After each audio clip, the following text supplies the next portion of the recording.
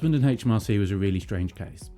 It's a transactions in securities case where two taxpayers, Mr. Osmond and Mr. Allen, held EIS qualifying shares in their company.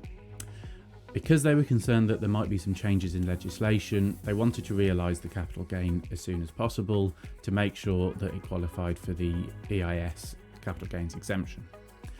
So what they did, they had the company undertake a buyback of shares and they received a total of £20 million in exchange. Where the issue was that HMRC said this must be a transactions in securities and there is a main purpose of avoiding income tax. And the surprising bit is that the First Tier Tribunal agreed with HMRC. They examined what income tax advantage meant under the transactions in securities rules, and according to them, because income tax rates were higher than capital gains tax rates, income tax avoidance must be inherent in this transaction.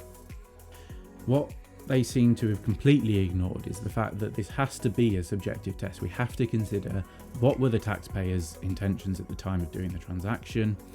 As far as I can tell from the facts of the case, their intentions were we want to either avoid capital gains tax or at least avoid future changes in CGT legislation.